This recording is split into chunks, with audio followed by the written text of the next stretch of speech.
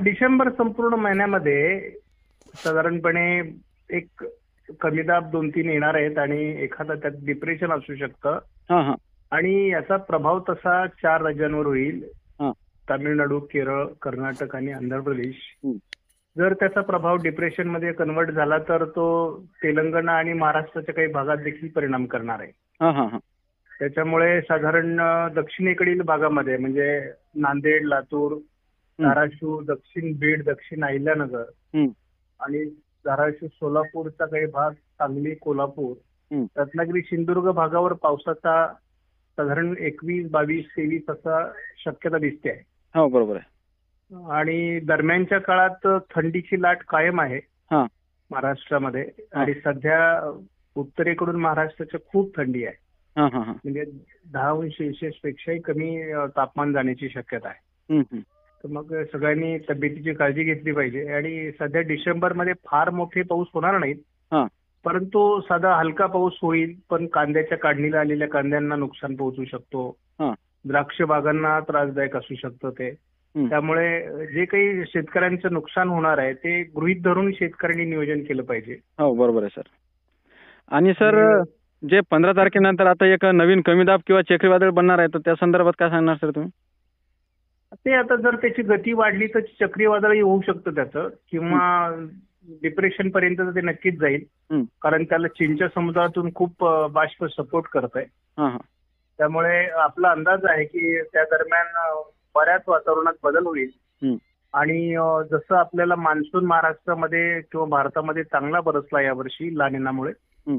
तसंच हा लानिनाचा इफेक्ट आहे. आणि त्याच्यामुळे दक्षिण भारतातला ईशान्य मान्सून सुद्धा डिसेंबरमध्ये बऱ्यापैकी म्हणजे प्लस मध्येच असणार आहे. खूप चांगला बरसणार आहे. हा हा अतिवृष्टी होईल काही राज्यांमध्ये. हम्म. तर महाराष्ट्रामध्ये त्याचा फार परिणाम होत नसतो, परंतु जनरली आपल्याला डिसेंबरच्या महिन्यामध्येही शेवटी पाऊस होत असतो.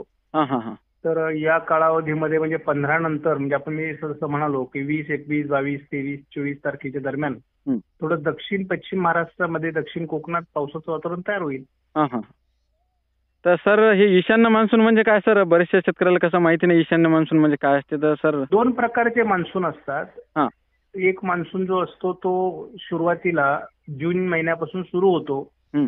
तर तो साधारण सप्टेंबर एंड पर्यंत असतो. हा हा हा आणि मग ऑक्टोबर महिना जेव्हा सुरू होतो हम्म. तेव्हा ऑक्टोबर, नोव्हेंबर, डिसेंबर या काळात ईशान्य मान्सून असतो. हो का? तर हा ईशान्य मान्सून केवळ हम्म. दक्षिण भारतातील 4-5 राज्यांमध्ये पडतो. हा हा हा यामध्ये तामिळनाडू, केरळ, कर्नाटक, आंध्र प्रदेश, रायलसीमा या काही राज्यांचा समावेश असतो. हा हा हा आणि जवळपास आपल्या मान्सूनच्या काळात तिथे फक्त 30% पाऊस पडतो. हा हा हा आणि या मान्सूनच्या काळात म्हणजे ईशान्य मान्सूनच्या काळात तिथे जवळजवळ 70% पाऊस पडतो. हा हा हा म्हणजे दक्षिण भारतातील पाऊस हा मुख्यत्वे करून ईशान्य मान्सूननी पडत असतो. हा हा त्यामुळे ईशान्य मान्सूनचं वेगळं अस्तित्व आहे भारतामध्ये. हा हा बरोबर आहे सर. आणि सर बरेचसे शेतकरी असे म्हणत होते की WD म्हणजे काय? WD मुळे सर गारपीट होते का समजा? WD मुळेच गारपीट होते. हो का? WDचं जर वातावरण तयार झालं तरच गारपीट होते, अन्यथा गारपीट होत नाही. हा हा हा हा आणि WD हा कसं असतो, हिमालयाच्या पर्वतरांगांच्या वरती जो पाऊस पडतो हम्म. त्यामध्ये बर्फवृष्टी होते आणि त्याला आपण WD म्हणतो कारण ते पश्चिमेकडून येतात. हा हा हा आणि पश्चिमेकडून येतात त्याला वेस्टर्न डिस्टर्बन्स असं आपण म्हणतो. हम्म, हम्म. वेस्ट म्हणजे पश्चिमेकडून येतं म्हणून त्याला वेस्टर्न डिस्टर्बन्स, आणि त्याचा शॉर्ट फॉर्म WD आहे. हा हा हा तर साधारणपणे हे उंच पर्वतीय रांगांवर हे WD तयार होतात. ही वादळच असतात छोटी छोटी. हम्म. आणि ह्या वादळांमध्ये बर्फवृष्टी हिमालयात होत असते. हम्म. साधारणपणे हा कालावधी जो असतो तो ऑक्टोबर, नोव्हेंबर, डिसेंबर, जानेवारी, फेब्रुवारी पर्यंत असतो. हम्म, हम्म, हम्म. आणि साधारण मग मार्च पासून ते अति उत्तरेला जातात. हा. आणि त्याचा प्रभाव कमी व्हायला लागतो. मग उन्हाळा सुरू होतो, कारण थंडीचं प्रमाण कमी झालं हा. की मग आपल्याला उन्हाळा जाणवायला लागतो. हा हा बरोबर आहे सर. आणि सर यंदा गारपीटची शक्यता आहे का समजा पुढील 1-2 महिन्यामध्ये? हो आहे ना, कारण आता WD अजून तेवढे तीव्र झालेले नाहीत. हम्म. आणि जानेवारी, फेब्रुवारी मध्ये साधारण ते तीव्र होतात. हम्म. कधी कधी डिसेंबरच्या शेवटी देखील ते तीव्र होतात.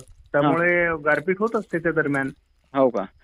पण त्याचं प्रमाण किती राहील ते आत्ताच सांगणं थोडं कठीण आहे. हा हा आणि सर समजा पावसाच्या तारखा काही सांगू शकणार का तुम्ही शेतकऱ्यांना? समजा त्या तारखा नियोजन शेतकरी त्याचे नियोजन करेन त्या तारखानुसार. हो ना, 21 तारखेपासून साधारण 24 तारखेच्या दरम्यान पश्चिम महाराष्ट्र, दक्षिण कोकण आणि दक्षिण मराठवाड्यात पावसाचा अंदाज आहे. हो का? हो. ओके ओके, धन्यवाद सर. ओके, ठीक. हो हो.